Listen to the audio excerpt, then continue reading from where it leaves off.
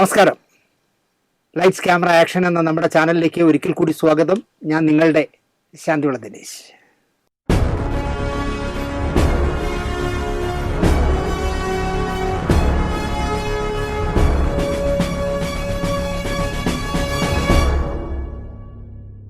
ഇന്ത്യയിലെ ഒരു road transport corporation പരസ്യ ചിത്രം ഇറക്കുന്നത് ആദ്യമായിട്ട് കേരളത്തിലായിരിക്കണം. വെള്ളാനയായിരുന്നു കേരളം ഉണ്ടായ കാലം മുതൽ, അല്ലെങ്കിൽ KSRTC ഉണ്ടായ കാലം മുതൽ ഒരു വെള്ളാനയാണ്. സർക്കാരിൻ്റെ കോടികൾ തിന്നു മതിക്കുന്ന വെള്ളാന. ഒരു വീക്ഷണമുള്ള ഒരാൾ മന്ത്രി ആയതോടെ പലതരം വഴികളിലൂടെ കളക്ഷനിൽ വലിയ വർധനവുണ്ടാവുകയും പുതുമകൾ വരുത്തിയും യാത്രക്കാർക്ക് ബഹുമാനം നൽകിയും ഒക്കെ KSRTC ഇപ്പോൾ മുന്നേറുകയാണ്. ഉമ്മൻചാണ്ടിയുടെ കാലത്ത് സാബു സിറിൽ എന്ന് പറഞ്ഞ ഇന്ത്യ കണ്ട പ്രധാനപ്പെട്ട ആർട്ട് ഡയറക്ടർമാരിൽ ഒരാളായ സാബു സിറിലിനെ കൊണ്ടുവന്ന് ട്രാൻസ്പോർട്ട് ബസ്സുകളുടെ മുഖച്ഛായ തന്നെ മാറ്റിമറിച്ച മന്ത്രിയായിരുന്നല്ലോ KB ഗണേഷ് കുമാർ. സിനിമാ മന്ത്രിയായപ്പോൾ സിനിമാ തിയേറ്ററുകളുടെ ദുർഗന്ധം വഹിക്കുന്ന അന്തരീക്ഷം മാറ്റി ഹൈടെക് ആക്കിയതും ഗണേശൻ തന്നെ. ഇപ്പം നഷ്ടത്തിൽ നിന്നും കരകയറുന്ന KSRTCക്കായി പരസ്യ ചിത്രം എടുക്കുന്നു. KSRTCയുടെ ഗുഡ്വിൽ അംബാസിഡറായി സൗജന്യമായി പ്രവർത്തിക്കാമെന്നേറ്റ മോഹൻലാലിനെ വച്ച് പ്രിയദർശനാണ് KSRTCക്ക് പരസ്യ ചിത്രം ഒരുക്കുന്നത്. ചങ്ങാതി നന്നായാൽ കണ്ണാടി വേണ്ട എന്ന് പണ്ടുള്ളവർ പറയും. പ്രിയൻ സിനിമകളിൽ അഭിനയിക്കുന്ന കാലം മുതൽ ഗണേഷ് കുമാറിൻ്റെ സ്നേഹിതനാണ് പ്രിയദർശൻ. BJP-കാരനായിട്ട് പോലും പലരും പാര പണിഞ്ഞിട്ടു. ചലച്ചിത്ര അക്കാദമി ചെയർമാനായി പ്രിയനെ വച്ചത് തൻ്റെ സ്നേഹം, അങ്ങനെ പ്രിയനെ വച്ച് തൻ്റെ സ്നേഹം തെളിയിച്ച ആളാണ് ഗണേഷ് കുമാർ. മറ്റൊരു ദിവസം 99 സിനിമകൾ ഇതുവരെ പ്രിയദർശൻ സംവിധാനം ചെയ്തു. തൻ്റെ 100ാമത്തെ ചിത്രം ചെയ്യാനുള്ള തയ്യാറെടുപ്പിലാണ് അദ്ദേഹം. ആദ്യ സിനിമ പൂച്ചക്കരി മൂക്കുത്തി. അതിലെ നായകൻ സുഹൃത്തായ മോഹൻലാലായിരുന്നല്ലോ. 100ാമത്തെ സിനിമയിലും നായകൻ മോഹൻലാലാണ്. ഒരു അപൂർവ നേട്ടമാണിത്. 1984 പൂച്ചക്കരി മൂക്കുത്തി എന്ന് പറഞ്ഞ സിനിമ തിയേറ്ററിൽ എത്തുന്നത്, 42 വർഷം മുമ്പ്. അപ്പോൾ ഈ 42 വർഷമായി മോഹൻലാലും പ്രിയദർശനുമായിട്ടുള്ള ആത്മബന്ധം, സൗഹൃദ ബന്ധം ഉടഞ്ഞു പോയിട്ടേയില്ല. 2026 100ാമത്തെ പടം പ്രിയദർശൻ ചെയ്യുമ്പോൾ ഞാനില്ല എന്ന് പറഞ്ഞാലും ആദ്യമായി നിങ്ങളെ കൊണ്ട് സംവിധാനം ചെയ്യിച്ച രേവതി കലാമന്ദിറിൻ്റെ എന്ന ബാനറിൻ്റെ നിർമ്മാതാവായ G. സുരേഷ് കുമാറിനെ കൂടി 100ാമത്തെ സിനിമയിൽ ഉൾക്കൊള്ളിക്കണം എന്നാണ് എനിക്ക് പറയാനുള്ളത്. അയ്യോ, പ്രിയനെ ഒന്നും വെച്ച് ചെയ്യാനുള്ള സാമ്പത്തിക സ്ഥിതി എനിക്കില്ല, ഞാനില്ലേ എന്ന് പറഞ്ഞ് ചിലപ്പോൾ അയാൾ മാറാം. കാരണം ഗീതാഞ്ജലിയൊക്കെ പൊട്ടിച്ച് കൈ കൊടുത്തതാണ് പ്രിയൻ. അതുകൊണ്ട് ചിലപ്പോൾ അയാൾ കേൾക്കില്ലായിരിക്കും. എന്നാലും 100ാമത്തെ സിനിമയിൽ നീ പ്രൊഡ്യൂസ് ചെയ്യുന്നോ എന്ന് സുരേഷ് കുമാറിനോട് ചോദിക്കണം. ഇല്ലെങ്കിൽ ആ 100ാമത്തെ സിനിമയിൽ ഇപ്പം നടനാണല്ലോ, ഒരു നല്ല വേഷം കൊടുത്തെങ്കിലും നിങ്ങൾക്ക് ആദ്യമായി സിനിമ തന്ന നിർമ്മാതാവിനെ 100ാമത്തെ സിനിമയിലും കൂട്ടണം എന്നാണ് എനിക്ക് പറയാനുള്ളത്. സിനിമയിൽ കോടിക്കണക്ക് വാരിയുണ്ടല്ലോ, കോടിക്കണക്ക്. ബാംഗ്ലൂരിൽ ഫ്ലാറ്റുകളും ബാംഗ്ലൂരിൽ മാളുകളും ഒക്കെ കെട്ടി സുഭിക്ഷമായി ജീവിക്കുന്ന സിനിമാക്കാർ ഒരുപാട് പേരുണ്ട്. പക്ഷേ സിനിമയിൽ നിന്ന് കിട്ടിയതെല്ലാം സിനിമയ്ക്ക് നൽകിയ ചുരുക്കം പേരിൽ ഒരാളെ പറഞ്ഞാൽ ഞാൻ പറയും ശിവകുമാരൻ തമ്പി സാറാണ്. അതിപ്പോൾ ഞാൻ തന്നെ നിങ്ങൾക്ക് പറഞ്ഞു തരണമെന്നില്ല, നിങ്ങൾക്കെല്ലാം അറിയാമായിരിക്കും. പാട്ട് എഴുതിയും തിരക്കഥ എഴുതിയും സംവിധാനം ചെയ്തും ജീവിച്ചിരുന്നുവെങ്കിൽ അദ്ദേഹം ഇപ്പോൾ കോടീശ്വരനായി തന്നെ ജീവിച്ചനെ. സരസ്വതിയും മഹാലക്ഷ്മിയും ഒരു സ്ഥലത്ത് ഒന്നിച്ചിരിക്കയില്ല എന്നാണ് പഴമക്കാർ പറഞ്ഞ് ഞാൻ കേട്ടിട്ടുള്ളത്. സിനിമ നിർമ്മിക്കാൻ തീരുമാനിച്ച് പ്രേം നസീറിൻ്റെ ഡേറ്റ് ചോദിക്കാൻ ബാംഗ്ലൂർ ലൊക്കേഷനിൽ ചെന്നപ്പോൾ ഇപ്പോൾ വേണ്ട തമ്പി, നിർമ്മാണം കുപ്പായൊന്നും നിങ്ങൾ ഇടണ്ട, ഇപ്പം നിങ്ങൾ കഥ എഴുതിയും തിരക്കഥ എഴുതിയും പാട്ടെഴുതിയും ഒക്കെ ജീവിച്ചാൽ മതി എന്ന് പറഞ്ഞ ആളാണ്, അങ്ങനെ ഉപദേശിച്ച ആളാണ് നസീർ സാർ. അപ്പോൾ തമ്പി സാർ കരുതിയത് അദ്ദേഹം ഇപ്പോൾ വാങ്ങിച്ചുകൊണ്ടിരിക്കുന്ന പ്രതിഫലം എനിക്കായി കുറയ്ക്കേണ്ടി വരുമോ എന്നുള്ളതുകൊണ്ടായിരിക്കാം പടം ചെയ്യണ്ട എന്ന് പറയുന്നതെന്ന് തമ്പി സാർ വിശ്വസിച്ചു. അങ്ങനെ വിചാരിച്ചു. അദ്ദേഹം പച്ചയ്ക്ക് തുറന്ന് പറഞ്ഞു, അതൊന്നും പ്രശ്നമാക്കട്ടെ സാർ, സാർ ഇപ്പോൾ വാങ്ങുന്ന കാശ് ഞാൻ തന്നേക്കാം. നസീർ സാർ പിന്നെ ഒന്നും പറഞ്ഞില്ല. കാൾ ഷീറ്റ് ഒപ്പിടാൻ വന്നപ്പോൾ ഡബിൾ റോളാണ്. അപ്പോൾ പറഞ്ഞു, എനിക്ക് അന്ന് 40,000 രൂപയായിരുന്നതാണ് നസീർ സാറിൻ്റെ ശമ്പളം. അദ്ദേഹം കൂളായിട്ട് പറഞ്ഞു, ഡബിൾ റോളല്ലേ തമ്പി, എനിക്കൊരു 50,000 രൂപ വരണം. ഒന്ന് ഞെട്ടിയെങ്കിലും ആ അഭിമാനിയായ തമ്പി സാർ വിട്ടില്ല. അതിനെന്താ ഓക്കെ എന്ന് പറഞ്ഞു, ഫിക്സ് ചെയ്തു. പക്ഷേ പടം തീർന്നപ്പോൾ നസീർ സാർ ആ 10,000 കൂടുതൽ വാങ്ങിച്ചില്ല. ഇപ്പോൾ വാങ്ങുന്ന പ്രതിഫലം തന്നോട് ചോദിക്കാൻ മടിയുള്ളത് കൊണ്ടായിരിക്കണം സിനിമാ നിർമ്മാണത്തിൽ ഇറങ്ങരുത് എന്ന് നസീർ സാർ ചിന്തിച്ചത് കാരണമായിരിക്കണം തമ്പി സാറിൻ്റെ സമ്പാദിച്ച കാശെല്ലാം പോയി. കൊട്ടാരം പോലെ പണിത വീട് പോയി. വാശിക്ക് വിടില്ലല്ലോ പുള്ളി. കാശുണ്ടാക്കാൻ തൻ്റെ പ്രതാപകാലമായ 25 വർഷം ഉപയോഗിച്ചിരുന്നെങ്കിൽ പ്രേം നസീർ നിർമ്മാണത്തിലൂടെ എത്ര കോടി ഉണ്ടാക്കിയെന്നെ ഇല്ലേ? നസീർ സാർ വിചാരിച്ചാൽ മതി, എൻ്റെ പ്രധാന പടങ്ങളെല്ലാം ഞാൻ ചെയ്യും എന്ന്. 25 വർഷം മലയാള സിനിമയിൽ അദ്ദേഹത്തിന് എതിരാളികളില്ലായിരുന്നല്ലോ. പക്ഷേ ലക്ഷ്മിയും സരസ്വതിയും ഒന്നിച്ചിരിക്കില്ല എന്ന് പ്രേം നസീറിന് നന്നായിട്ട് അറിയാമായിരുന്നു. അങ്ങനെയാണ് എനിക്ക് തോന്നുന്നത്. തമ്പി സാർ നിർമ്മിച്ച ശശികുമാർ സാർ സംവിധാനം ചെയ്ത ചട്ടമ്പി കല്യാണി പണം വാരി പടമായിരുന്നു. അപ്പോൾ ഒരു ദിവസം തമ്പി സാറും നസീർ സാറും കൂടി നമ്മുടെ സെക്രട്ടേറിയറ്റിൻ്റെ മുന്നിലൂടെ കാറിൽ പോകുമ്പോൾ ഒരു സ്ഥലം ചൂണ്ടിക്കാണിച്ചിട്ട് പറഞ്ഞു, അസേ ഈ സ്ഥലം കൊടുക്കാനിട്ടിരിക്കുകയാണ്, ഇത് വാങ്ങിയിട്ട് നിങ്ങളിവിടെ ഒരു സിനിമ തിയേറ്റർ കിട്ട്, നമ്മുടെയൊക്കെ കാലം കഴിഞ്ഞാലും നിങ്ങളുടെ 2 കുട്ടികൾ സുഭിക്ഷമായി ജീവിക്കും ആ തിയേറ്ററിലെ വരുമാനം കൊണ്ട്. ഇവിടെ തിയേറ്ററെ കെട്ടി വല്ലവൻ്റെയും കൈ കൊടുത്തിട്ട് പോവാൻ എല്ലാം കൂടെ പറ്റിച്ചും തിന്നും, എനിക്ക് ആ കാശൊന്നും കിട്ടില്ല സർ, വേണ്ട എന്ന് പറഞ്ഞ് കളഞ്ഞു. ജയിക്കാനായി ജനിച്ചവൻ എന്ന് പറഞ്ഞ ഹെലികോപ്റ്ററൊക്കെ വെച്ച് ഷൂട്ട് ചെയ്ത നസീർ സാറിനെ നായകനാക്കി ജയൻ വില്ലനായിട്ടുള്ള ആ പടം ശശികുമാർ സാർ തന്നെയാണ് സംവിധാനം, നിർമ്മാണം തമ്പി സാർ. ഈ സിനിമ ഇതുപോലെ തന്നെ പടമായി മാറി, സൂപ്പർ ഹിറ്റായി. അപ്പോൾ നസീർ സാറും തമ്പി സാറും കൂടെ കാറിൽ പോകണം. അന്ന് കോടമ്പക്കം ബ്രിഡ്ജില്ല. റെയിൽവേ പാളത്തിൻ്റെ അവിടെ വരുമ്പോൾ റെവൽ ക്രോസിൽ ട്രെയിനിനെ പിടിച്ചിടും, അല്ലെങ്കിൽ കാറുകളെ പിടിച്ചിടും. അങ്ങനെ ലെവൻ ക്രോസ് അടച്ചിരിക്കുമ്പോൾ തമ്പി സാറും നസീർ സാറും കൂടെ കാറിലിരിക്കുക. ഈ ലെവൽ ക്രോസിൻ്റെ തൊട്ടപ്പുറത്ത് കിടക്കുന്ന ഒരു ചതുപ്പ് നിലം കാണിച്ചു കൊടുത്തിട്ട് പറഞ്ഞു, തമ്പി ആ സ്ഥലം നിങ്ങൾ വാങ്ങിച്ചിട്, ഒരു 5 ഗ്രൗണ്ടോ എന്തോ ഉള്ളൂ, ആ 5 ഗ്രൗണ്ട് വാങ്ങിച്ചിട്. 5 ഗ്രൗണ്ട് എന്ന് പറയുമ്പോൾ എനിക്ക് വേണം 5 25 സെൻറ്റോ അങ്ങനെ എന്തോ ആണ്. ഒരു ഗ്രൗണ്ട് എന്ന് പറഞ്ഞാൽ 5 സെൻറ്റോ 6 സെൻറ്റോ എന്തോ ആണ്. ഈ ചതുപ്പല്ലോ എന്തിനു സാറേ, വേറെ പണിയില്ലേ എന്നിട്ട്. അത് കഴിയുമ്പോൾ കോടമ്പക്കത്ത് ബ്രിഡ്ജ് വരുന്നു. ആ ഏരിയയുടെ മുഴുവൻ മുഖച്ഛായ മാറുന്നു. ആ പാലം തുടങ്ങുന്നതിൻ്റെ വലതുവശത്തിരിക്കുന്ന പ്രതാപ് പ്ലാസ എന്ന് പറഞ്ഞ സ്റ്റാർ ഹോട്ടൽ ആ ചതുപ്പ് നിലത്തിലാണ് ഇപ്പോൾ കെട്ടിയിരിക്കുന്നത്. അന്ന് ആ ചതുപ്പ് നിലം വാങ്ങിയിട്ടിരുന്നെങ്കിൽ തമ്പി സാർ ഇപ്പോൾ കോടീശ്വരനായിരുന്നു തന്നെ. ആരുടെ വാക്കും അദ്ദേഹം കേൾക്കില്ലല്ലോ. ഇപ്പോൾ അദ്ദേഹത്തിൻ്റെ പ്രധാന വരുമാനം എന്തോ എന്ന് ചോദിച്ചാൽ ഞാൻ അവഹേളിച്ച് പറയുകയല്ല, ബഹുമാനത്തോടെ പറയുകയാണ്. അവാർഡുകളിൽ നിന്ന് കിട്ടുന്ന വലിയ തുകയും ഉദ്ഘാടനങ്ങൾക്കും പ്രസംഗങ്ങൾക്കും പോകുമ്പോൾ കിട്ടുന്ന തുകയുമാണ് അദ്ദേഹത്തിൻ്റെ പ്രധാന വരുമാനം. അങ്ങനെ പറയുമ്പോൾ ക്ഷിപ്രകോപിയായ അദ്ദേഹം എന്നെ വഴക്ക് പറയാം, എന്നാലും സത്യം അതാണ്. കുറച്ച് പാട്ടുകളെ എഴുതിയിട്ടുള്ളൂ എങ്കിലും അതിലൊക്കെ തൻ്റെ കയ്യൊപ്പ് ചാർത്തിയ അപൂർവം ഗാനരചയിതാക്കളിൽ ഒരാളാണ് എം ടി രാജേന്ദ്രൻ. ഞാൻ സ്നേഹപൂർവ്വം രാജേന്ദ്രേട്ടാന്ന് വിളിക്കുന്ന എം ടി രാജേന്ദ്രൻ. പച്ചപ്പനന്തത്തെ പുന്നാരപ്പൂമുത്തെ എഴുതിയ പൊൻകുന്നം ദാമോദരൻ്റെ മകന് നന്നായല്ലേ പാട്ട് എഴുതാൻ പറ്റൂ. 1978 മോചനം എന്ന സിനിമയ്ക്കാണ് ആദ്യമായി പാട്ടെഴുതിയത്. പിന്നെ എത്ര പാട്ടുകൾ. ആളിൻ്റെ റേഡിയോയിൽ ജോലി ചെയ്ത പി പത്മരാജൻ ഒരു സിനിമയിലും എം ടി രാജേന്ദ്രനെ സഹകരിപ്പിച്ചിട്ടില്ല. എന്നാൽ പത്മരാജൻ തിരക്കഥ എഴുതിയതടക്കം ഭരതൻ്റെ പ്രിയപ്പെട്ട പാട്ടെഴുത്തുകാരനായിരുന്നു എം ടി രാജേന്ദ്രൻ. ആളിൻ്റെ റേഡിയോയിൽ അനൗൺസറായതാകണം പാട്ടെഴുതാനായി കോടമ്പക്കത്ത് പോയി കിടക്കാനാവാതെ പോയത്. അത് അവസരങ്ങൾ കുറച്ചു. പക്ഷേ എഴുതിയ പാട്ടുകളെല്ലാം ശ്രദ്ധേയമായി. മോചനം എന്ന് പറഞ്ഞ സിനിമയുടെ സംഗീത സംവിധായകൻ സാക്ഷാൽ ദേവരാജ മാഷായിരുന്നു. തോപ്പിൽ ഭാസിയായിരുന്നു സംവിധാനം.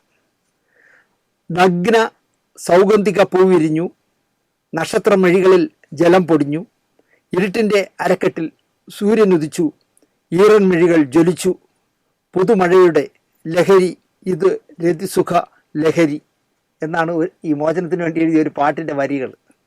അപ്പോൾ ഇരുട്ടിൻ്റെ അരക്കെട്ടിൽ സൂര്യനുദിച്ചു, പുതുമഴയുടെ ലഹരി എന്നൊക്കെയുള്ള വാക്കുകൾ കേട്ടപ്പോൾ ദേവരായ മാഷ് ആ പേപ്പറിലും എഴുതിയ പയ്യൻ്റെയും മുഖത്ത് നോക്കി. അത്രയ്ക്ക് ദേവരായ മാഷിന് ഇഷ്ടപ്പെട്ടു ആ പാട്ട്. യേശുദാസ് പാടിയതാണ് ആ പാട്ട്.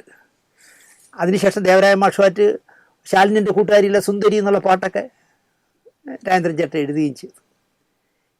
ഇവർ രണ്ടുപേരെ പറ്റിയും ഇപ്പോൾ ഓർത്തത്, രണ്ടു പേർക്കും ശ്രീകുമാരൻ തമ്പി സാറിനും MD രാജേന്ദ്രൻ ചേട്ടനും ഒരു അവാർഡ് അല്ലെങ്കിൽ ഒരു പുരസ്കാരം അവരെ അന്വേഷിച്ച് വന്നിരിക്കുന്നു.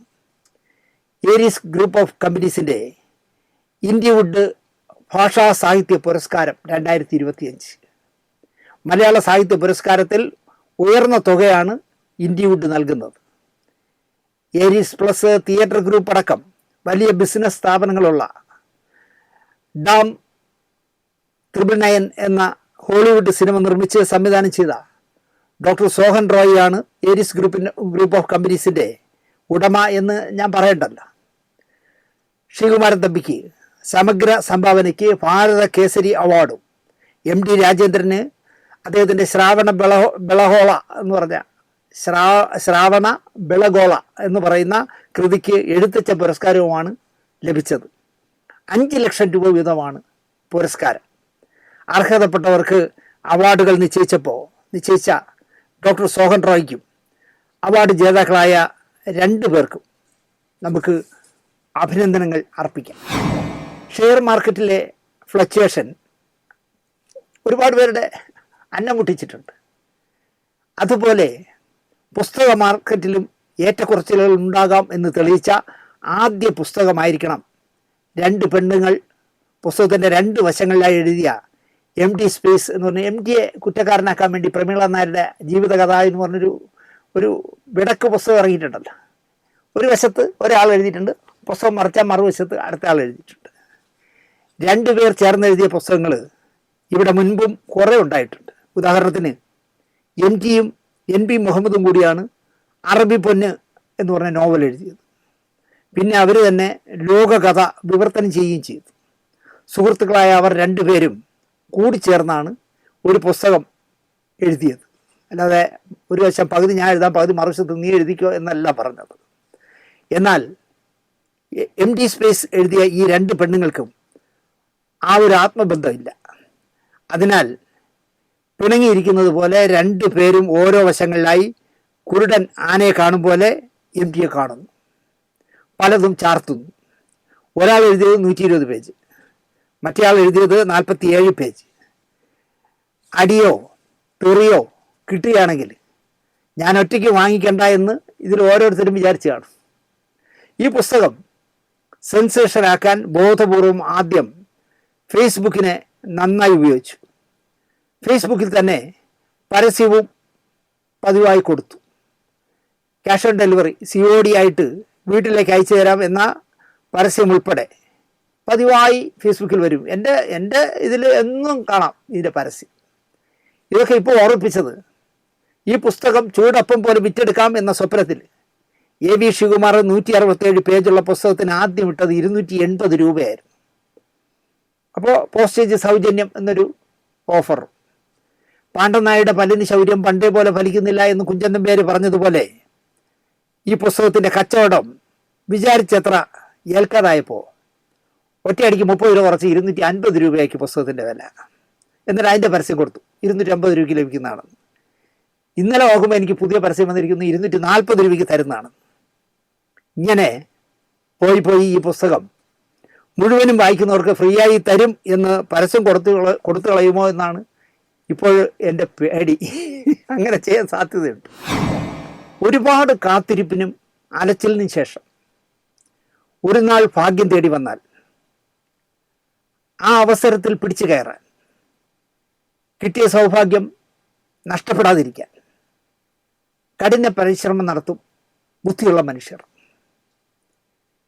കിട്ടിയതൊക്കെ തന്നെ മെമ്പറാണ്, ഇതൊക്കെ മതി, കൈവശമുള്ള തുക തന്നെ അടിച്ചു പൊളിച്ച് ജീവിക്കാൻ ധാരാളം എന്ന് കരുതുന്ന ചുരുക്കം പേരും ഉണ്ടാവാം. എല്ലാ രംഗത്തും അത്തരക്കാരും ഉണ്ട്. ഇത്തരക്കാർ നല്ല ഉഴപ്പന്മാരായിരിക്കും. ഇങ്ങനെയുള്ള ഒരു ഉഴപ്പനെ സിനിമാ രംഗത്ത് പറയാനാവുമോ എന്ന് ആരെങ്കിലും എന്നോട് ചോദിച്ചാൽ പെട്ടെന്ന് എനിക്ക് ഓർമ്മ വരുന്ന മുഖം നടൻ രതീഷിൻ്റെതാണ്. നിലച്ചിരിക്കാതെ ഒരു സിനിമാ നടനാകുന്നു. ജയൻ്റെ അകാല മരണം വരുത്തിയ ശൂന്യതയിൽ ജയൻ ചെയ്യാനിരുന്ന പട്ടാള വേഷക്കാരനായി. ഇനി ആരെ എന്ന് IV ശശി ചിന്തിക്കുമ്പോഴാണ് രതീഷിനെ കിട്ടുന്നത്. നമ്മുടെ ഫൈറ്റ് സംഘട്ടന രംഗങ്ങളൊക്കെ സംവിധാനം ചെയ്യുന്ന ത്യാഗരാജൻ മാഷിനെ കൊണ്ട് IV ശശി തൻ്റെ വീടിൻ്റെ മേളിൽ ഫൈറ്റിൻ്റെ ബാലപാഠങ്ങൾ ആഴ്ചകളോളം രതീഷിനെ പഠിപ്പിച്ച ശേഷം, കുതിരസവാരിയും പഠിപ്പിച്ച ശേഷമാണ് അയാളെ IV ശശി നായകനാക്കിയത്. തുഷാരം എന്ന സിനിമയിലായിരുന്നു അങ്ങനെ രതീഷിനൊരു വേഷപ്പകർച്ച കിട്ടുന്നത്. വലിയ വിജയമായ സൂപ്പർ ഹിറ്റായ സിനിമയായിരുന്നു. ജയൻ ചെയ്യേണ്ടിയിരുന്ന വേഷമാണ്. ശരവേഗത്തിൽ രതീഷ് മലയാള സിനിമയിലെ യുവനായകനായി വളർന്നു.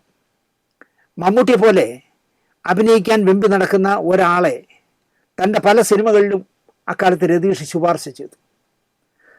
തൻ്റെ നായകനാകാനുള്ള വളർച്ചയെ രതീഷ് തന്നെ എന്താ പറയുക, രതീഷിന് തന്നെ താങ്ങാൻ പറ്റാതായിപ്പോയി. ഞാൻ ഇത്രയും വലിയ തിരക്കുള്ള നടനെ എനിക്ക് പറ്റില്ല എന്നുള്ള രീതിയിൽ അയാൾക്ക് തന്നെ അതൊരു ഭാരമായി. അളിയാ, ഈ അഭിനയം ഒരു ഭാരമാകുന്നടാ, ഓടിയും ചാടിയും ഇടിച്ചും ഡയലോഗ് അടിച്ചും മടുത്തു. അളിയന് ഇത് നിനക്ക് വല്ലതും അറിയാൻ പാളിയാ എന്ന് തുറന്ന് ചോദിക്കുന്ന ആളായിരുന്നു രതീഷ്.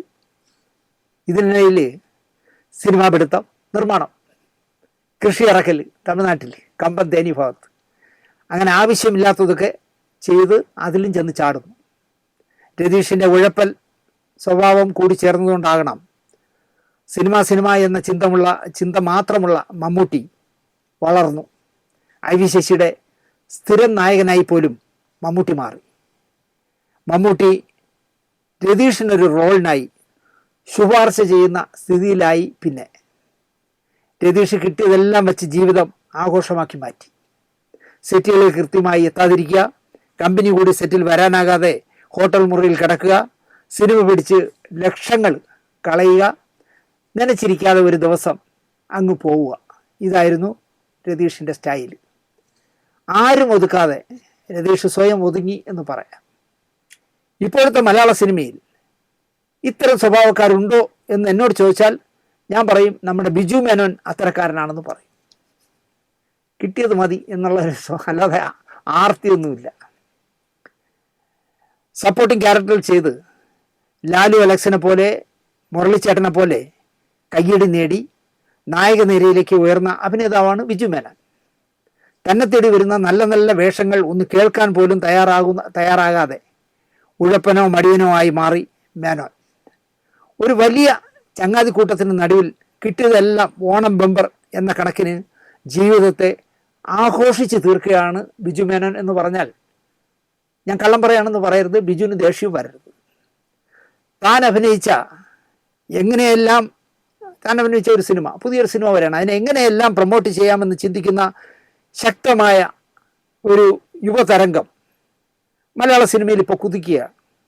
അവരോടൊപ്പം പിടിച്ചു നിൽക്കാൻ വേണ്ടി മോഹൻലാലും മമ്മൂട്ടിയും പോലും നല്ല ഹോംവർക്ക് ചെയ്യുന്നു. അവിടെയാണ് തൻ്റെ പടം കോപ്പ് പൊട്ടിയാലെന്ത്, ഓടിയാലെന്ത്, നമ്മുടെ ജോലി കഴിഞ്ഞു എന്ന് ചിന്തിക്കുന്ന ബിജു മേനോൻ്റെ നിൽപ്പ്. ഇപ്പോൾ സിനിമ ഫ്ലെക്സ് വയ്ക്കലും പോസ്റ്റർ ഒട്ടിക്കലും ഒന്നും അല്ലല്ലോ, ചാനൽ പ്രൊമോഷൻ എന്ന പേരിൽ വന്നിരുന്ന് കുറേ കൊച്ചു വർത്തമാനങ്ങൾ പറയുക, 900 വലുതും ചെറുതുമായ ചാനലുകൾ അത് ചിത്രീകരിച്ച് മുറിച്ചിട്ട് വാർത്തയാക്കി പ്രേക്ഷകരെ തിയേറ്ററിൽ എത്തിക്കാനുള്ള വക കണ്ടെത്തുന്നു. പലരും വിജയിക്കുന്നു, ചിലർ പരാജയപ്പെട്ടു പോകും. അതിനൊന്നും ഞാനില്ല. എനിക്കെൻ്റെ കൂട്ടുകാരോടൊപ്പം അടിച്ചു പൊളിക്കണം എന്ന വാശിക്കാരനാണ് ബിജു മേനോൻ. വെള്ളിമുങ്ങിയിൽ തന്നെ നിൽക്കുകയാണ് ബിജു മേനോൻ്റെ വിജയ ചരിത്രം സിനിമയിൽ.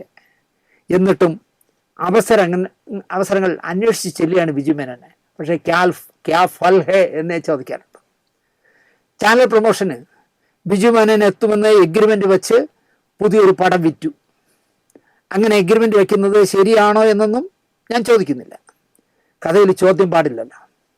ബിജു മേനോൻ ചാനൽ പ്രൊമോഷന് ചെന്നില്ല. പടമാണെങ്കിൽ നന്നായിട്ട് വീണു, അങ്ങനെ പറയണ്ടല്ലോ അല്ലേ, വീണു, അല്ലെങ്കിൽ ഓടുകയാണെന്ന് ഇപ്പോഴും പറയുന്നതന്നെയല്ലോ.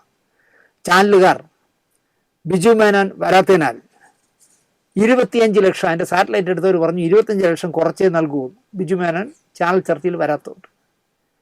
ബിജു മേനോൻ്റെ നിസ്സഹരണത്തെക്കുറിച്ച് നിർമ്മാതാക്കൾക്ക് വേണ്ടി നിർമ്മാതാവ് കൂടിയായ ബി ഉണ്ണികൃഷ്ണൻ തുറന്നടിക്കുന്നു പത്രസമ്മേളനത്തിൽ. ഉണ്ണികൃഷ്ണൻ്റെ കൂടെ പത്രസമ്മേളനത്തിൽ ഇരുന്നാൽ ലിസ്റ്റൻ സ്റ്റീഫൻ്റെ പുതിയ പടത്തിലാണ് ഇപ്പോൾ ബിജു മേനോൻ അഭിനയിക്കുന്നത്. അപ്പം ലിസ്റ്റൻ ആലോചിച്ചാണ്, ഇവൻ എൻ്റെ പടവും പണ്ടാറടങ്ങായി പ്രൊമോഷനൊന്നും വരാതെ തെണ്ടിക്കുമെന്നായിരിക്കും അപ്പോൾ ചിന്തിച്ചത്. അവിടുന്ന് കോടികളുടെ ശമ്പളം കൊടുക്കുമ്പോൾ ആ 25 ലക്ഷം കുറച്ചു കൊടുത്താൽ മതിയെന്ന് ധാരണയായെന്നും 25 അല്ല 15 ലക്ഷം കുറയ്ക്കുമെന്നും പിന്നീട് പറഞ്ഞു. ഇവിടെ ഇതൊക്കെ നടക്കുമ്പോഴും ബിജു മേനോൻ മൗനി ബാബയെ പോലെ ഇരിക്കുന്നു, മറുപടി പറയുന്നില്ല. എൻ്റെ ശമ്പളത്തിൽ നിന്ന് 15 ലക്ഷം പിടിച്ചാൽ ഞാൻ ഈ കോപ്പുപടം തീർക്കുന്നത് കാണിച്ചു തരാമെന്നാവും ഈ മൗനത്തിൻ്റെ അർത്ഥം. ഇതിലൊന്നും ഞങ്ങളില്ലേ എന്ന മട്ടിൽ അമ്മ ഭരണചക്രവർത്തിനികളും മൗനം പാലിക്കുന്നു. എനിക്ക് വലിയ പ്രതീക്ഷയായിരുന്നു ചില പെണ്ണുങ്ങൾ ജയിച്ചു വന്നപ്പോൾ. കഴിവുള്ളവരാണ്, അവരെന്തെങ്കിലുമൊക്കെ ചെയ്യുമെന്ന് വിചാരിച്ചു. സത്യം പറഞ്ഞാൽ വെറും വേസ്റ്റുകളാണെന്ന് ഇപ്പോൾ തോന്നുന്നു. വാ തുറന്ന് കമാന്ന് രക്ഷപ്പെടില്ല. എന്ത് ചോദിച്ചാലും പഠിക്കട്ടെ, അന്വേഷിക്കട്ടെ, പറയാം, പിന്നെ പറയാം, നാളെ പറയാം എന്ന് പറയണല്ലാതെ ഇപ്പോൾ ജയിച്ചിട്ട് 3-4 മാസം കഴിഞ്ഞില്ലേ, ഒരു ചുക്ക് സംഭവിച്ചില്ല എന്നുള്ളതാണ്. ഒന്നുമില്ലെങ്കിൽ ഇടവേള ബാബുവായിരുന്നു ഇപ്പോൾ ജനറൽ സെക്രട്ടറി എങ്കിൽ അയാൾ പറഞ്ഞാൽ അങ്ങനെ ഞങ്ങളുടെ സംഘടനയിലുള്ള ആളിൻ്റെ ഫൈൻ അടിക്കുന്ന വിവരം അറിയും എന്നെങ്കിലും പറഞ്ഞാൽ ഇത് മിണ്ടുന്നില്ല എന്നുള്ളതാണ്. അത് ദിലീപിനെ അമ്മയിൽ തിരിച്ചെടുക്കുന്ന കേസ് കഴിച്ചാലും എന്ത് കഴിച്ചാലും അവരൊന്നും മറുപടി പറയില്ല. വേഷഭൂഷാദികളൊക്കെ അണിഞ്ഞ് അടിച്ച് പൊളിച്ചിങ്ങനെ നടക്കും. അമ്മേരെ പ്രസിഡന്റ്, അമ്മേരെ ജനറൽ സെക്രട്ടറി എന്നൊക്കെ പറഞ്ഞു. ഒരു ചുക്കും നടക്കുന്നില്ല. ബി ഉണ്ണികൃഷ്ണനും ബി രാകേഷും മാത്രം ഇക്കാര്യം പറഞ്ഞുകൊണ്ടിരിക്കുന്നു. മൗനം വിദ്വാനുഭൂഷണം, ശുംഭൻ അലങ്കാരം എന്നാണ് പണ്ടുള്ളവർ പറയുന്നത്. ഇതിലേത് കാറ്റഗറിയിൽ ബിജു മേനോൻ പെടുമെന്ന് എനിക്കറിയില്ല. അണയാൻ പോകുന്ന വിളക്ക് ആളിക്കത്തും എന്നാണ് പഴമക്കാർ പറയാറ്. 100% 101% സത്യസന്ധമായ കാര്യങ്ങളെ നമ്മുടെ ചാനലിൽ പറയൂ. അതുകൊണ്ടാണ് നമ്മൾ പറയുന്നതിലൊന്നും പിന്നെ സോറി പറയാനോ മാറ്റി പറയാനോ പോവേണ്ടാത്തത്. 725 എന്തോ കഴിഞ്ഞു സോറി. ഇന്ന് വരെ ഒരു കഥയും പറഞ്ഞിട്ട് അയ്യോ അത് തെറ്റിപ്പോയതാണ് കേട്ടോ എന്ന് നമുക്ക് പറയേണ്ടി വന്നിട്ടില്ല. ഒരു അവതാരക പെണ്ണും ഒരു ഉർവശി നടിയും ഗൾഫിൽ കാട്ടിക്കൂട്ടുന്ന വിക്രികൾ നമ്മൾ കഴിഞ്ഞ വാരഫലത്തിൽ പറഞ്ഞിരുന്നു. ഉർവശി നടി ചാടിയങ്ങിറങ്ങി. തേങ്ങ മോഷ്ടിച്ചവൻ്റെ തലയിൽ ചകിരി കാണുമെന്നൊരു ചായക്കടയിൽ ഇരുന്ന ഒരാൾ പറഞ്ഞപ്പോൾ ഈ മോഷ്ടിച്ചവൻ പതുക്കെ എൻ്റെ തലയിലുണ്ടോ എന്ന് തപ്പിയതുപോലെ എന്താ പറയുക, ഇത് ഞാനാണ് എന്നാണ് അവർ പറയുന്നത്. അവരെയാണ് പറഞ്ഞതെന്നാണ് പറയണത്. അവതാരക കാട്ടിക്കൂട്ടുന്ന ഉടുതുണി പറച്ചെറിയൽ കഥ പോലും ഇത് എന്നെ തന്നെയാണ് പറയുന്നതെന്ന് ഉർവശി നടി അറഞ്ചം പുറഞ്ചം എന്നെ ശകാരിച്ചുകൊണ്ട് പറയുന്നു. മറുപടി പറയണ്ട, അതുകൊണ്ടാണ് ഞാൻ മറുപടി പറയാതിരുന്നത്. എന്നെ അപ്പുപ്പ എന്നാണ് വിളിക്കുന്നത്. ദിനേശ്, ശാന്തിയുള്ള ദിനേശ് അപ്പുപ്പ എന്നാണ് വിളിക്കുന്നത്. പിന്നെ അത് കഴിഞ്ഞാൽ കുറേ തെറികളും. അപ്പൂപ്പനാകുന്നത് മോശം കാര്യമാണോ എന്ന് എനിക്കറിയില്ല. ഇവൾക്ക് അപ്പൂപ്പൻ ഇല്ലേ എന്ന് എനിക്കറിയില്ല. ഞാൻ അഭിമാനത്തോടെ പറയുന്നു, 2.5 വയസ്സുള്ള ഒരു ആൺകുട്ടിയുടെ അപ്പൂപ്പനെന്നോ അച്ചാച്ചനെന്നോ പറയാവുന്ന ആളാണ്. ഇതൊന്നും ഒരു രഹസ്യമല്ലല്ലോ. അതിൽ സന്തോഷിക്കുന്ന ആളാണ് ഞാൻ. കാരണം ഒന്നുമില്ലെങ്കിലും ഞാനൊരു അപ്പൂപ്പനായില്ലേ അല്ലെങ്കിൽ അച്ചാച്ചനായില്ലേ എന്നാണ് സത്യമായിട്ടും എൻ്റെ മനസ്സിലുള്ളത്. ഭാഗ്യത്തിന് ഈ പെണ്ണുമ്പിള്ള എന്നെ അച്ഛനെന്നോ മാമാന്നോ വിളിക്കാത്ത ഭാഗ്യമായി. ഇതിൻ്റെ തന്ത ഞാനായിരുന്നെങ്കിൽ, എന്നെ അച്ഛാന്ന് വിളിച്ചിരുന്നെങ്കിൽ, ഇതിൻ്റെ തന്ത ഞാനായിരുന്നെങ്കിൽ ഇതിനെ തല്ലിക്കൊന്ന് ഞാൻ എന്നേ ജയിലിൽ കയറിയനെ. പിന്നെ മാമൻ പട്ടിണി കിടന്നാൽ പോലും മാമാപ്പണി ചെയ്ത് ജീവിക്കില്ല അഭിമാനമുള്ളവർ. അതിനാൽ തന്നെ മാമ എന്നോ അച്ഛ എന്നോ വിളിക്കാതെ അപ്പുപ്പ എന്ന് വിളിച്ചതിൽ എനിക്ക് ഈ കുട്ടിയോട് സന്തോഷമേ ഉള്ളൂ. എന്നോടാണ് തെളിവുകൾ ചോദിക്കുന്നത്. തെളിവുകൾ, എത്ര പ്രതിഫലം, ഏതെല്ലാം ജോലികൾ ചെയ്യും, ബ്രോക്കറുടെ ഡീറ്റെയിൽ എല്ലാം എത്തിക്കാമെന്ന് വഞ്ചിക്കപ്പെട്ട ഈ ഗൾഫ് വാസികൾ തന്നെ എന്നോട് ഉറപ്പ് പറഞ്ഞിട്ടുണ്ട്. അതുകൊണ്ടാണ് ഞാൻ ആ സ്റ്റോറി കഴിഞ്ഞ ഞായറാഴ്ച പറഞ്ഞത്. വിശദമായി അത് കിട്ടിയാൽ ഞാൻ പറയാം. എൻ്റെ തെളിവ് കിട്ടിയാലേ എനിക്ക് പറയാൻ പറ്റും. എല്ലാം പറയാം. എനിക്ക് ഫോണിൽ കൂടെ എല്ലാം പറഞ്ഞു തന്നു. പക്ഷെ അതുപോലെ എനിക്ക് അതിൻ്റെ തെളിവുകൾ വേണമെന്ന് ഞാൻ പറഞ്ഞിട്ടുണ്ട്. നമ്മൾ അനാവശ്യമായി കഥകളുണ്ടാക്കി ഒന്നും പറയാറില്ല. ഇവിടുത്തെ യൂട്യൂബർമാരെന്ന് പറഞ്ഞാൽ കള്ളക്കഥകളല്ലേ ഉണ്ടാക്കണേ. നമ്മളങ്ങനെ പറയാറില്ല. അങ്ങനെ പറയുന്നത് ശരിയുമല്ല എന്ന് ബാധിക്കുന്ന ആളാണ് ഞാൻ. കാൾ ഡസൻ കല്യാണം കഴിഞ്ഞ ഒരു വധവല് പെണ്ണ് കൈയും വീശി വിമാനത്തിൽ കയറി പോകുന്നു. 1 ടൺ സമ്മാനങ്ങളുമായി തിരിച്ചു വന്ന് ഇറങ്ങുന്നുവെങ്കിൽ ഇവൾ ആര്, ഐശ്വര്യ റോയ് ആണോ എന്ന് അല്ലെങ്കിൽ മഞ്ജു വാര്യരാണോ എന്ന് ചിന്തിക്കുക സ്വാഭാവികമാണ്. കോമൺ സെൻസ് ഉള്ളവനാണെങ്കിൽ ചിന്തിക്കും. അങ്ങോട്ടൊരു ഉണക്ക ബാഗും കൊണ്ട് അങ്ങോട്ട് പോയിട്ട് തിരിച്ചു വരണത് കുറേ പെട്ടികളും ഒക്കെ ആയിട്ടാണ്. മനസ്സിലായില്ലേ? കണ്ടവനെ കൊണ്ട് യാചിച്ച് തെണ്ടി പറക്കി വീടും മതിലും ഒക്കെ കെട്ടി താമസിച്ചിരുന്ന ജീവിച്ചിരുന്ന ഈ വധവല് ഇപ്പം പറയാണ്, നിനക്ക് എത്ര വയസ്സാടാ? മോൻ്റെ കേൾക്കണ 3. നിനക്കൊരു കാറ്. നിനക്കാ? മറ്റേ വേറൊരു തള്ളയ്ക്കുണ്ടായൊരു ചെറുക്കണ്ടല്ലോ, ഒരു കാള പോലത്തെ ചെറുക്കൻ. എനിക്ക് 18. നിനക്കൊരു കാറ്. തന്ത അപ്പം ചൊറിഞ്ഞ് അടയ്ക്കുന്നത്. അടുത്തവണ വാങ്ങിച്ചു തരാം, അടുത്തവണ ഞാൻ പോയിട്ട് വരട്ടെ കേട്ടോ. ഇത് എവിടെ നിന്ന് കിട്ടണ കാശി? എവിടെ നിന്ന് കിട്ടണേ? ബ്രൂണോ രാജകുമാരൻ്റെ ചെറുപോളൊന്നും അല്ലല്ലോ. എനിക്ക് ആ ഡീറ്റെയിലുകളൊക്കെ കിട്ടിക്കോട്ട്. അപ്പോൾ ഇപ്പം ഞാൻ പറഞ്ഞതിൻ്റെ ബാക്കി കഥകൾ ഡീറ്റെയിൽ ആയിട്ട് ഞാൻ പറയാം. പക്ഷേ നമ്മുടെ ചാനലിൽ എങ്ങനെ പറയുമെന്നാണ് ഞാൻ ആലോചിക്കുന്നത്. ഇല്ലെങ്കിൽ എനിക്ക് വേറെ ചാനലുകളുണ്ടല്ലോ, ഞാൻ ഇൻ്റർവ്യൂ എടുക്കാൻ വരുമ്പോൾ അവർക്കെങ്കിലും ഈ തെളിവുകൾ കൊടുക്കാം. വരട്ടെ. അഹങ്കരിക്കുന്നത് ആപത്താണ് എന്നാണ് എൻ്റെ അമ്മ എന്നെ പഠിപ്പിച്ചത്. എന്നെ പോരിന് വിളിക്കാനൊന്നും ഈ ജമ്മ ഈ പെങ്കൊച്ചിന് ഈ വധവൽ പെണ്ണിന് ആവില്ല. കാരണം അന്തസ്സായി ജീവിക്കുന്നവനാണ് ഞാൻ. ഉപ്പും പിളിയും ചോറേ ഉള്ളൂവെങ്കിലും അന്തസ്സായി ജീവിക്കുന്ന, വാടക വീട്ടിൽ ജീവിക്കുന്ന ആളാണ് ഞാൻ. കണ്ണടച്ച് തുറക്കുന്നതിന് മുമ്പേ ഗൾഫിൽ സ്ഥിരമായി പോയി ബാർ ഡാൻസ്, തേങ്ങ ഡാൻസ് എന്നൊക്കെ പറഞ്ഞ് വഴിവിട്ട് പൈസ ഉണ്ടാക്കിയിട്ട് അഭിമാനത്തോടെ എന്നെ വെല്ലുവിളിക്കുകയാണ്, കാണിടാ വിഷ്വലെന്ന്. ഞാൻ ഇതിൻ്റെ വിഷ്വലല്ല പറഞ്ഞത്, ഞാൻ കണ്ട വിഷ്വൽ ഇതിൻ്റെ അല്ല. ഒരു അവതാരകയാണ്. ആഴ്ച പിമ്പിരിയായപ്പോൾ എല്ലാം ഊരി പറിച്ചെറിഞ്ഞു. കൂടെ ഇരിക്കുന്നവരെല്ലാം കൂടെ കൈയടിച്ച് പ്രോത്സാഹിപ്പിക്കുന്നു. ഒരുത്തൻ ഒളിച്ചിരുന്ന് ഇത് മുഴുവൻ ഷൂട്ട് ചെയ്തു. ആ വീഡിയോ ആണ് ഞാൻ കണ്ടത്. ഞാൻ അതിനെക്കുറിച്ചാണ് പറഞ്ഞത്. പക്ഷേ അതിനെ ഇവള് ഏറ്റെടുത്ത്. കാരണം ഇവളും ബാറിലൊക്കെ ചെന്ന് തടവുത്തി മറിയല്ലേ. അത് വല്ലതും ഉണ്ടെങ്കിൽ കുഴപ്പമില്ലായിരുന്നു. നേരെ ചൊവ്വയൊക്കെ ഇരിക്കുന്ന വല്ലതുമൊക്കെ ഉണ്ടെങ്കിൽ കുഴപ്പമില്ലായിരുന്നു. ഈ വധവലിനെയൊക്കെ മറുപടി പറയേണ്ടി വരുന്നതാണ് എൻ്റെ ഗതികേട്. അടുത്ത് പറയുന്നത് എനിക്ക് വളരെ സന്തോഷം തോന്നിയൊരു കാര്യമാണ്. 6 മണിക്ക് എണീറ്റ് പോയി 10 മണി വരെ എല്ലുമുറിയെ പണിയെടുത്ത് എത്രയും ചുരുക്കം ദിവസത്തിനുള്ളിൽ സിനിമ ചിത്രീകരിച്ച് തീർക്കുന്ന കാലം കഴിഞ്ഞു. ശശികുമാർ സാറൊക്കെ മോഹൻലാലിനെ വെച്ച് 8 ദിവസം കൊണ്ടൊക്കെ സിനിമ തീർത്തിട്ടുണ്ട്. ഇവിടെ എല്ലാവർക്കും സുഖമെന്ന ജെ.സി. സാറിൻ്റെ പടത്തിന് 7.5 ദിവസമാണ് മോഹൻലാൽ കൊടുത്തത്. 8ാം ദിവസം അദ്ദേഹം അമേരിക്കയ്ക്ക് പോവുകയാണ്. പിന്നെ 2 മാസം കഴിഞ്ഞേ വരും. നിങ്ങൾ ആലോചിച്ചൊക്കെ 8 ദിവസം പോലും കൊടുത്തിട്ടില്ല. 7.5 ദിവസം കൊണ്ട് അത് ചിത്രീകരിച്ച് തീർക്കേണ്ടി വന്നിട്ടുണ്ട്. ആ കാലമൊക്കെ കഴിഞ്ഞു. ഞാൻ ശശികുമാറിൻ്റെ കളരിയിൽ നിന്നും വന്നവനാണ്. എനിക്ക് സിനിമ അറിയാം, ലെഫ്റ്റും റൈറ്റും അറിയാം. ഇതറിയാത്ത പ്രിയദർശനാണല്ലോ നിങ്ങളുടെയൊക്കെ റോൾ മോഡൽ എന്നെല്ലാം ദിനവും വെച്ച് കാച്ചുമായിരുന്നു എനിക്കിപ്പോഴും പ്രിയപ്പെട്ട തമ്പി സാർ. ഞാൻ അതിൽ അസോസിയേറ്റഡ് ചെയ്യുമ്പോൾ പുള്ളി പറയുന്നതാണ്, ലെഫ്റ്റ് ആൻഡ് റൈറ്റ് പറഞ്ഞോടാത്ത പ്രിയനല്ലോടോ തൻ്റെയൊക്കെ റോൾ മോഡൽ എന്നാണ് പുള്ളി ചോദിക്കുന്നത്. ഞാൻ ശശികുമാറിൻ്റെ കളരിയിൽ നിന്ന് വന്നതാണ്ടോ എന്നൊക്കെ പറയുമായിരുന്നു. അപ്പോൾ എനിക്കിപ്പോഴും പ്രിയപ്പെട്ട ഗുരുനാഥനാണ് അദ്ദേഹം. ഞാൻ സാറിനോട് അപ്പം തന്നെ പറഞ്ഞു, ആ കാലം കഴിഞ്ഞു സാറേ. ഇത്രയേ ഞാൻ പറഞ്ഞുള്ളൂ. ഒരു സീൻ കഴിഞ്ഞാൽ അടുത്ത സീൻ ഒരു പശു തൊഴുത്തിലാണ് എടുക്കാൻ പോകുന്നത്. ആര്? ശശികുമാർ സാർ. തിരക്കഥാകാരൻ കല്ലു ഡെന്നീസ് സംവിധായകൻ ശശികുമാർ സാറിനോട് തിരക്കി, ഇനി എങ്ങോട്ടാ സാറേ ഷിഫ്റ്റ്? ഷിഫ്റ്റോ? അസിനോട് ആര് പറഞ്ഞു ഷിഫ്റ്റ് ഉണ്ടെന്ന്? എന്തിന് വെറുതെ നമ്മൾ 2-3 മണിക്കൂർ പാഴാക്കുന്നത് ഷിഫ്റ്റ് ചെയ്ത്? സന്ധ്യ ആവാനും തുടങ്ങിയില്ലേ അസേ. ഷിഫ്റ്റ് ചെയ്ത് പോകാനുള്ള സമയമൊന്നുമില്ല. അപ്പോൾ ആ തൊഴുത്തിലെ സീൻ എടുക്കണ്ടേ എന്നാ ഈ കല്ലു ഡെന്നീസ്. എടുക്കണം, അതിവിടെ തന്നെ എടുക്കും എന്ന് പറഞ്ഞിട്ട് ശശികുമാർ സാറ് ചിത്രീകരിക്കുന്ന ആ വലിയ വീടിൻ്റെ ഒരു മുറിയിലേക്ക് കല്ലൂരാനെ കൂട്ടിക്കൊണ്ടുപോയി. കല്ലൂരാൻ ശരിക്കും പറഞ്ഞ് ഞെട്ടി പൊട്ടിത്തെറിച്ച്. ആ മുറിയിൽ ഒരു പശുവിനെ കൊണ്ടുവന്ന് കെട്ടിയിരിക്കുന്നു.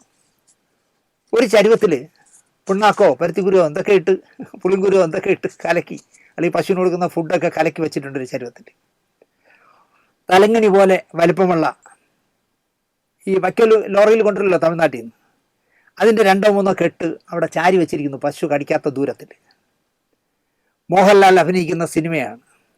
എറണാകുളത്തെ MG റോഡിലെ ഒരു വലിയ കെട്ടിടത്തിലാണ് ഈ സിനിമയുടെ ഷൂട്ടിംഗ് നടക്കുന്നത്. അതിലൊരു മുറിയാണ് ഈ പശുവിനെ കൊണ്ട് കെട്ടിയിരിക്കുന്നത്. ചിത്രത്തിൻ്റെ പേര് എൻ്റേത് മാത്രം. ആ അഡ്ജസ്റ്റ്മെൻറ്റൊക്കെ മുൻകാലങ്ങളിൽ നടക്കും. സീൻ തുടങ്ങുമ്പോൾ വർത്തമാനത്തിനിടയിൽ വക്കോല് പശുവിനിട്ട് കൊടുക്കും. ഡയലോഗ് തീരാറാകുമ്പോൾ കലക്കി വെച്ചിരിക്കുന്ന വെള്ളവും നീക്കി വെച്ചു കൊടുക്കും. പ്രേക്ഷകർക്ക് അത് കാണുമ്പോൾ ഒരു അപാകതയും തോന്നില്ല. കാലം മാറി. 2-3 കോടികൾ മുടക്കി ഗുരുവായൂർ അമ്പലവും ഗുണാക്കേവും കോടതിയും ഒക്കെ സെറ്റിടുന്ന കാലമാണ്. മാറാഞ്ഞത് സിനിമാക്കാരൻ എന്നാരും അറിയാത്ത, ഇവർ സിനിമാക്കാരനാണ് എന്നറിയാത്ത ടെക്നീഷ്യന്മാർ മാത്രമായിരുന്നു. രാവിലെ 7 മണിക്ക് ഷൂട്ടിംഗ് തുടങ്ങണം എന്ന് പറഞ്ഞാൽ ചായ കൊടുക്കുന്ന സെക്ഷനിൽ ജോലി ചെയ്യുന്ന തൊഴിലാളികൾ എത്ര മണിക്ക് ലൊക്കേഷനിൽ എത്തേണ്ടി വരും? അപ്പോൾ അവർ എത്ര മണിക്ക് എണീക്കേണ്ടി വരും? താമസിക്കുന്നിടത്തു നിന്നും 10 കിലോമീറ്റർ ദൂരെയുള്ള ലൊക്കേഷനിലെത്തി ലൈറ്റുകളും കേബിളുകളും ട്രോളിയും ഒക്കെ ഇറക്കി വെച്ച് കേബിൾ വലിച്ച് റെഡിയാക്കണമെങ്കിൽ ഈ ലൈറ്റിൻ്റെ സെക്ഷനിൽ വർക്ക് ചെയ്യുന്നവർ എത്ര നേരത്തെ റെഡിയാകേണ്ടി വരും? ആർട്ട് അസിസ്റ്റൻറ്റുമാർ, കോസ്റ്റ്യൂം അസിസ്റ്റൻറ്റുമാർ ഇവരൊക്കെ നേരത്തെ വന്നാലല്ലേ 7 മണിക്ക് റെഡിയാകാനാവും. രാത്രി 10 മണിക്ക് പാക്കപ്പ് എന്ന് പറഞ്ഞാൽ അടുത്ത സീനിലുണ്ടായിരുന്ന, അവസാന സീനിലുണ്ടായിരുന്ന അഭിനേതാക്കൾ മേക്കപ്പ് അഴിച്ചും അഴിക്കാതെയും AC കാറിൽ കയറിപ്പോയി AC റൂമിൽ ചെന്ന് ചൂടാറാത്ത പാത്രത്തിൽ ഭക്ഷണവും കഴിച്ച് ഉറങ്ങും. ആഹാരം കൊടുക്കുന്നവർ കൊണ്ടുവന്ന ചായ ഗ്ലാസ്സിൽ 4 എണ്ണം കാണാനായില്ല എങ്കിൽ അത് തപ്പി നടന്ന് കണ്ടെത്തി എടുത്ത് കഴുകി അടുക്കി എണ്ണി ഗ്യാസ് കുറ്റിയും അടുപ്പും തേയിലയും പഞ്ചസാരയും ഒക്കെ കയറ്റി വണ്ടി വിടുമ്പോൾ ചുരുങ്ങിയത് 2 മണിക്കൂറുടെ ആവും. അപ്പോൾ 10 മണിക്ക് പാക്കപ്പ് ആയാൽ 12 മണിയാവും ഇവിടുന്ന് പോകാൻ. അതുപോലെ തന്നെ ലൈറ്റുകൾ സൂക്ഷിച്ച് പെട്ടിയിലാക്കി, കേബിളുകൾ ചുറ്റി, സ്റ്റാൻഡുകൾ അഴിച്ച്, ട്രോളികൾ അഴിച്ചു പെറുക്കി കയറ്റി, ഗോഡയിലും തെങ്ങിലും മാവിലും ഒക്കെ കെട്ടി വെച്ചിരുന്ന ലൈറ്റെല്ലാം കയറ് കൊണ്ട് കെട്ടി താഴെ ഇറക്കി എല്ലാം അടുക്കി ലൊക്കേഷനിൽ വിടാൻ അവർക്കും ആവും 2-2.5 മണിക്കൂർ. ചോരത്തിളപ്പുള്ള കാലത്ത് ഒന്നും അറിയില്ല. 10-20 വർഷം ഈ ജോലി ചെയ്യുന്ന ആൾ നിത്യരോഗിയായി പെട്ടെന്ന് മാറും. 8 മണിക്കൂർ വേണ്ട, ശരാശരി ആരോഗ്യമുള്ളൊരു മനുഷ്യൻ 8 മണിക്കൂർ ഉറങ്ങണമെന്നാണ്. അത് വേണ്ട, 5 മണിക്കൂർ ഉറക്കം പോലും കുറവായി മാനസികമായും ശാരീരികമായും തളരും ഇത്തരക്കാർ എന്നുള്ള കാര്യം ഉറപ്പാണ്. ഇവിടെയാണ് ഫിഫ്ക നിർമ്മാതാക്കളോട് കാലങ്ങളായി പറഞ്ഞു പോന്ന സമയമാറ്റം 2026 അനുവദിച്ചിരിക്കുന്നു. 16 മണിക്കൂർ ജോലി എന്നത് 12 മണിക്കൂറായി കുറച്ച് അടുത്ത 3 വർഷത്തേക്ക് എഗ്രിമെൻ്റ് വെച്ചു. ഫിഫ്കയുടെയും ബി ഉണ്ണികൃഷ്ണൻ്റെയും വിജയമാണ് അതെന്ന് അഭിമാനത്തോടെ പറയാം. ബാറ്റ കുറയ്ക്കാതെയാണ് 4 മണിക്കൂർ കുറച്ചതെന്ന് നിർമ്മാതാക്കളുടെ സംഘടനയുടെ വിശാലതയെയും ബോധ്യമാക്കുന്നതായി. ആ 4 മണിക്കൂർ കുറയ്ക്കുകയാണെങ്കിൽ ഒരാളിൻ്റെ ബാറ്റിൽ നിന്ന് ഞങ്ങൾ 250 രൂപ കുറയ്ക്കുമെന്ന് അവർ പറഞ്ഞില്ല. ഇപ്പോൾ കൊടുക്കുന്ന ബാറ്റ എന്താണോ ആ ബാറ്റ കൊടുക്കും. എന്നാൽ അവർ 4 മണിക്കൂർ വൈകി വന്നാൽ മതി. 6 മണിക്ക് എന്നുള്ളത് 9 മണിക്ക് വന്നാൽ മതി. മനസ്സിലായില്ലേ? അങ്ങനെ മാറ്റി. ചുവരുണ്ടെങ്കിലേ ചിത്രം വരയ്ക്കാനാവൂ എന്ന ചിന്ത ടെക്നീഷ്യന്മാർക്കും ഉണ്ടാകട്ടെ എന്ന് ഞാൻ പറയും. കാശ് മുടക്കുന്നവരുണ്ടെങ്കിലേ നമുക്ക് നിലനിൽപ്പുള്ളൂ. അവർ ഈ കാശ് മുടക്കുന്നവർ നമ്മുടെ ശത്രുക്കളല്ല എന്ന ബോധം നമ്മുടെ ഫിഫ്കയുടെ ടെക്നീഷ്യന്മാർക്കുണ്ടാവട്ടെ. കാശ് മുടക്കി വരുന്ന പ്രൊഡ്യൂസർ അവനെ ശത്രുവായി കാണുന്നവരാണ് കുറേ പേർ. എനിക്ക് പലരുടെയും കമൻറ്റുകൾ എനിക്കറിയാം. അങ്ങനെയല്ല. പെട്ടിയിൽ കാശുമായി, അത് പലിശക്കെടുത്തതാവട്ടെ, സ്വന്തമാവട്ടെ, കള്ളപ്പണമാവട്ടെ, ഏതോ ആവട്ടെ, അവർ കാശും കൊണ്ട് വരുന്നതുകൊണ്ടല്ലേ സിനിമ എടുക്കാൻ പറ്റുന്നത്. അങ്ങനെ സിനിമ എടുക്കുന്നതുകൊണ്ടല്ലേ നിങ്ങൾക്ക് ജോലി കിട്ടുന്നത് എന്നുള്ള ബോധം ഫിഫ്കയിലെ തൊഴിലാളികൾക്കും ഉണ്ടാവട്ടെ. ഒരു കഥ കൂടി പറഞ്ഞ് അവസാനിപ്പിക്കാം. കളിക്കുമ്പോൾ ആളറിഞ്ഞ് കളിക്കണമെന്ന് വിവരമുള്ളവർ പറയാറുണ്ട്. നേരത്തെ ഞാൻ പറഞ്ഞ മറ്റേ ഗൾഫിൽ പോയി കച്ചവടം നടത്തുന്ന ആ പെണ്ണിനോടും എനിക്കിതാ പറയാനുള്ളത്. കളിക്കുമ്പോൾ ആളറിഞ്ഞ് കളിക്കണം. നിൻ്റെ A-Z കഥ ഞാൻ ചികഞ്ഞെടുക്കുന്നുണ്ട്. കിട്ടിക്കോട്ടെ കേട്ടോ. എന്തിൻ്റെ കേടായിരുന്നു നമ്മുടെ PT കുഞ്ഞു മുഹമ്മദ് എന്ന് പറഞ്ഞ 77 വയസ്സുകാരന് എന്നാണ് എനിക്ക് ചോദിക്കാനുള്ളത്. അയാൾ വളരെ മാന്യനായിട്ടാണ് ഞാൻ കണ്ടിരുന്നത്. അറിയപ്പെടുന്ന നിർമ്മാതാവ്, സംവിധായകൻ, മുൻ MLA. പക്ഷേ കയ്യിലുള്ളത് തല്ലുകൊള്ളിത്തരമാണെന്ന് 77-ാം വയസ്സിൽ ഈ മനുഷ്യൻ തെളിയിച്ചു. പ്രവാസലോകം എന്ന ജനകീയ പ്രോഗ്രാം കാണുമ്പോൾ എന്ത് നല്ല തങ്കപ്പെട്ട കമ്മ്യൂണിസ്റ്റുകാരൻ എന്നാണ് വിഡ്ഢിയായ ഞാൻ ധരിച്ചു വച്ചിരുന്നത്. തന്നെപ്പോലെ ജൂറി മെമ്പറായി വന്ന ഒരു സ്ത്രീയോട് അവരുടെ റൂമിൽ ചെന്ന് മോശമായി പെരുമാറാൻ നാണം പോട്ടെ, ഉളുപ്പെങ്കിലും വേണ്ടതല്ലേ എന്നാണ് എനിക്ക് ചോദിക്കാനുള്ളത്. കമ്മ്യൂണിസ്റ്റ് സഹയാത്രികൻ തേങ്ങ മാങ്ങാന്നല്ലേ താങ്കളെ ജനം വിലയിരുത്തുന്നത്? താങ്കളെപ്പോലത്തെ ചിന്താഗതികൾ പുലർത്തുന്ന എത്രയോ ബുദ്ധിജീവി കൂതറകൾ ഈ നാട്ടിലുണ്ട്. ഇരിക്കാൻ പറഞ്ഞാൽ കിടക്കുന്ന ടൈപ്പുകൾ. അടങ്ങാത്ത മോഹം, കാമമോഹം എന്ന് തന്നെ തുറന്നു പറയാം ഉണ്ടെങ്കിൽ അത്തരം 2-3 എണ്ണത്തിനെ വിളിച്ച് കയറ്റിയാൽ പോരായിരുന്നോ PT കുഞ്ഞു മുഹമ്മദ് എന്നാണ് എനിക്ക് ചോദിക്കാനുള്ളത്. മറ്റുള്ളവരെ വിട്ടേക്ക്. വീട്ടിൽ കാത്തിരിക്കുന്ന ബീവിയെയെങ്കിലും താങ്കൾ ഓർത്തിരുന്നെങ്കിൽ, തലപ്പൊക്കം വെച്ച മക്കളെ ഓർത്തിരുന്നെങ്കിൽ, താങ്കൾക്ക് MLA സീറ്റും കുറേ പദവികളും തന്ന പാർട്ടിയെ ഓർത്തിരുന്നെങ്കിൽ നിങ്ങൾ ഈ നാണം കെട്ട പണി ചെയ്യുമായിരുന്നു. എന്താണെന്നറിയില്ല, നൈറ്റി ഇട്ട മതഭ്രാന്തന്മാരെ പോലെ കമ്മ്യൂണിസ്റ്റ് സഖാക്കളും ഇപ്പോൾ പെണ്ണെന്ന് എഴുതി കാണിച്ചാൽ ചക്കക്കൂട്ടാൻ കണ്ട ഗ്രഹണി പിടിച്ച പിള്ളേരെ പോലെ ആയി മാറിയിരിക്കും. സത്യം, സെക്സിൻ്റെ ഒരു അപജയമോ സെക്സിൻ്റെ ഒരു ദാരിദ്ര്യമോ ഉണ്ടെന്ന് തോന്നും. വളർന്നു വരുന്നവന്മാരൊക്കെ ഇങ്ങനെ ആയിയാൽ ഈ പാർട്ടി എന്താവും? നിങ്ങൾ ആലോചിച്ച് നോക്കൂ. കഴുകൻ കണ്ണുകളുമായി ഇവിടുത്തെ ചാനലുകളും പത്രമുത്തശ്ശികളും കാത്തിരിക്കുന്ന നാടാണെന്നുള്ള ബോധമെങ്കിലും ഉണ്ടായിരുന്നെങ്കിൽ, ഒന്ന് നേരെ ഇങ്ങനെ നോക്കിയാൽ മൂത്രം ഒഴിക്കുന്ന ഒരു നേതാവ് നമുക്കുണ്ട് എന്ന പേടിയുണ്ടായിരുന്നെങ്കിൽ, ഈ കാമപ്രാന്തന്മാർ കുറച്ച് മാന്യന്മാരാകുമായിരുന്നു. സഖാക്കൾ മാത്രമല്ല, പല പല നേതാക്കളും ഇപ്പോൾ വഴി തെറ്റുന്നോന്ന് എനിക്ക് സംശയം. പെണ്ണെന്ന് എഴുതി കാണിച്ചാൽ മതി. ഞാൻ മുമ്പ് പറയായിരുന്നല്ലോ, ഇവിടുത്തെ ഒരു മഹിളാമണി ഏതെങ്കിലും പ്രോഗ്രാമിൽ നടന്നു വരുമ്പോൾ നമ്മുടെ ഒരു മന്ത്രി ഇരുന്ന് സന്തോഷം കൊള്ളുന്നത്, വാ വാ ഇവിടെ നിന്നിരി, എൻ്റെ അടുത്ത് നിന്നിരി. പ്രോട്ടോക്കോളൊന്നും നോക്കില്ല പുള്ളി.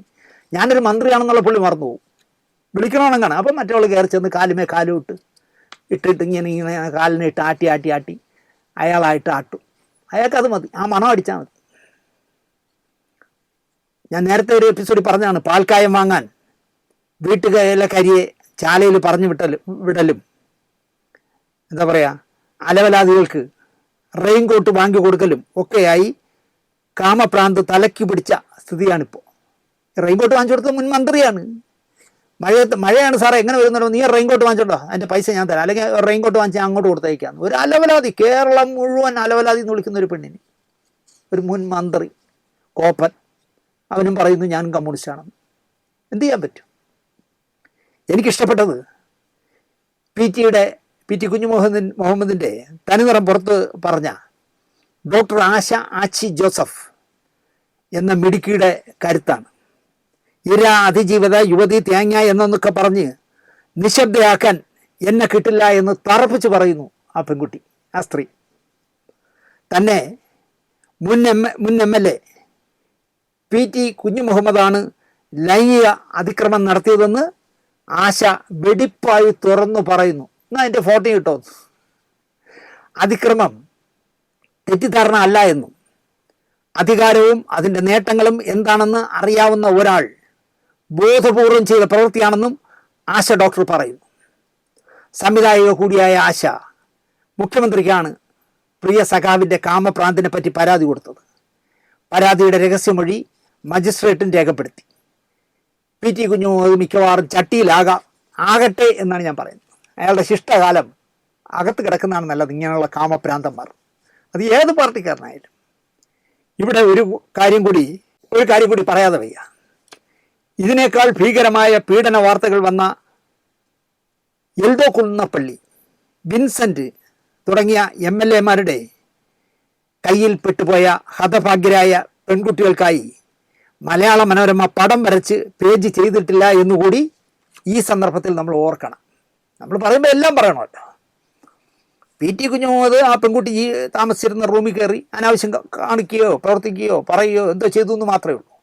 അതിനേക്കാൾ ക്രൂരമായി കവിതയൊക്കെ എഴുതിയിട്ട് ബലാത്സംഗം ചെയ്യാൻ നടക്കുന്ന എൽദോയും, പിന്നെ ജീവിക്കാൻ വേണ്ടി കടത്തുന്ന കടയ്ക്കകത്ത് കയറി പീഡിപ്പിച്ച വിൻസെൻറ്റുമൊക്കെ ഇത്തരം പരിപാടികൾ ചെയ്തപ്പോൾ മലയാള മനോരമയ്ക്ക് പടം വരയ്ക്കാനേ താല്പര്യമില്ല, സമയമില്ലായിരുന്നു. അതാണ് പ്രശ്നം.